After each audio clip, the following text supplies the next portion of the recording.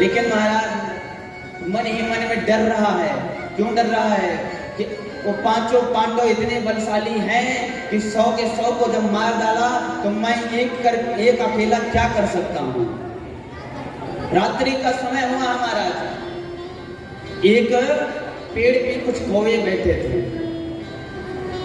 एक पेड़ पे कुछ कौवे बैठे थे। अचानक से उल्लुओं ने हमला किया और कौवों पे विजय प्राप्त कर लिया। अच्छा, रात्रि में कौवों को दिखाई नहीं पड़ता है और रात्रि में उल्लू देख सकता है, यानी रात्रि में उल्लू ताकतवर होता है और दिन में कौवा ताकतवर होता है। तो उसके मन में विचार आया, यदि कि मैंने दिन में इनके ऊपर हमला किया, आक्रमण किया, तो मैं कभी भी पांडवों पे विजय नहीं प्राप्त कर सकता। उसके मन में विचार आया, रात्रि में जब पांडव सो रहे होंगे तो सोते हुए पांडव को मैं जाकर के वध कर दूंगा, मार डालूंगा। महाराज, रात्रि हुई है, पांडव अपने शिविर में सोए हैं। तब तक भगवान कृष्ण आए हैं। आकर कहते हैं, अरे पांडव, आज विजय की रात्रि है और तुम सो रहे हो, चलो यमुना तट पे और चल करके वहां पे विजय की रात्रि का हम आनंद लेंगे, चलो। पांडव को लेकर भगवान चले गए हैं। लेकिन महाराज, दुर्भाग्य ये हुआ कि पांडव की जो सेज था, जहां पांडव सोए थे, वहां पांडव के 5 पुत्र आकर के सो गए।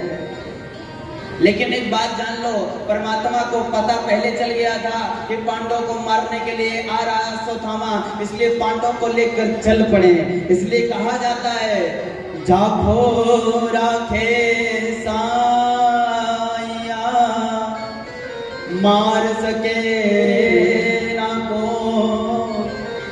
बाल न बता कर सके, चाहे जग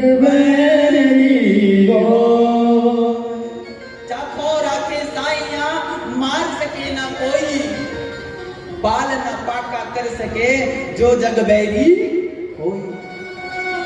यदि तुम्हारे साथ तुम्हारा ठाकुर, तुम्हारा प्रभु खड़ा है तो सारी दुनिया एक तरफ, तुम एक तरफ, तुम्हें कोई पराजित नहीं कर सकता, तुम्हें कोई हरा नहीं सकता है, नहीं हरा सकता। क्योंकि महाराज, मीरा को कितने लोगों ने हराने की प्रयास किया है। मीरा को राणा ने विष का प्याला भेज दिया और मीरा विष का प्याला हंस करके पी गई, लेकिन मीरा को कुछ हुआ नहीं। आज अश्वत्थामा गया है, शिविर में प्रवेश किया है, देखा है 5 पांडव के पुत्र सो रहे हैं, लेकिन उसे लगा कि 5 पांडव सो रहे हैं। आज सोते हैं 5 पांडव के पुत्र का सिर काट दिया है, मार दिया है, वध कर दिया है।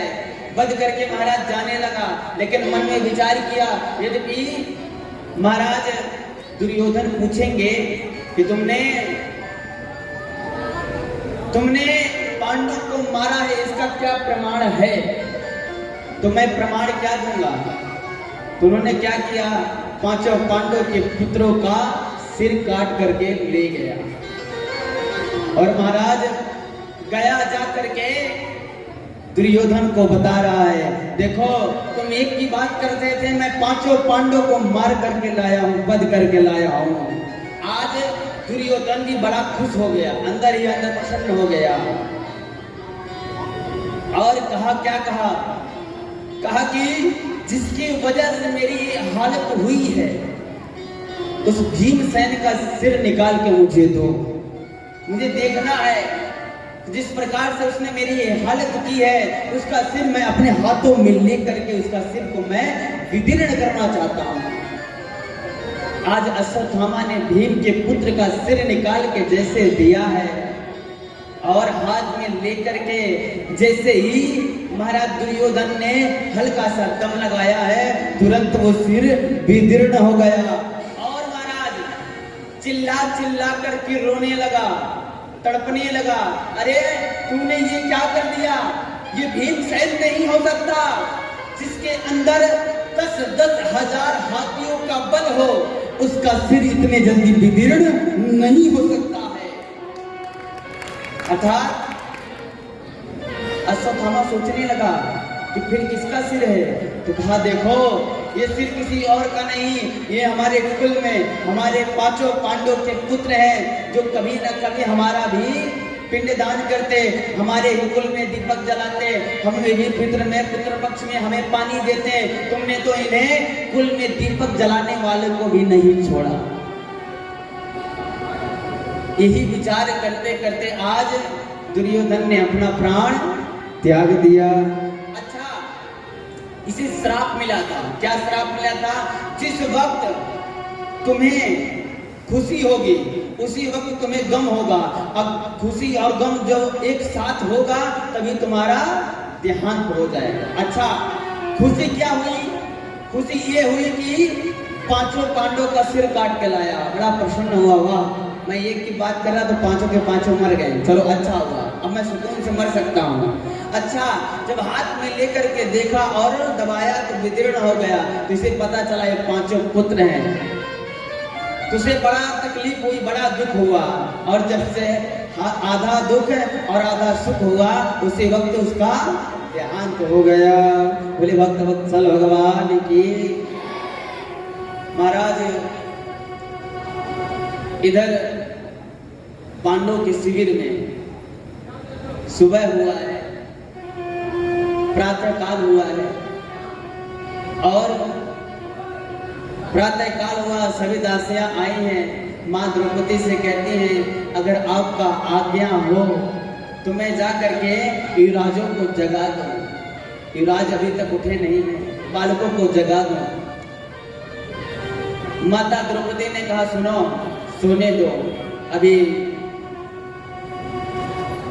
इतने दिन से तो युद्ध चल रहा था, चैन की नींद सो नहीं पाए हैं।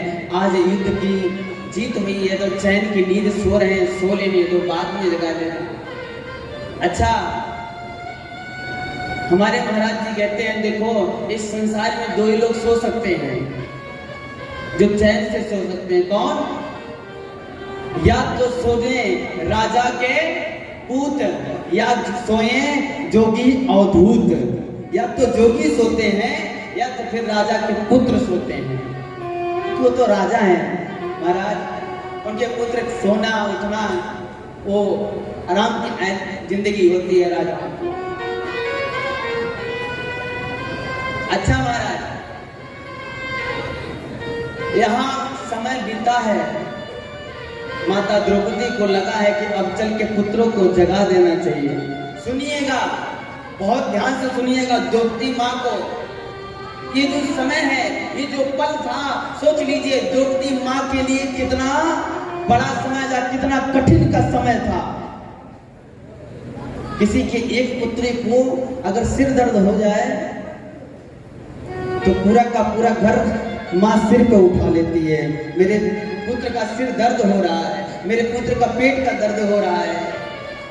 आज माँ द्रौपदी गई है जगाने के लिए।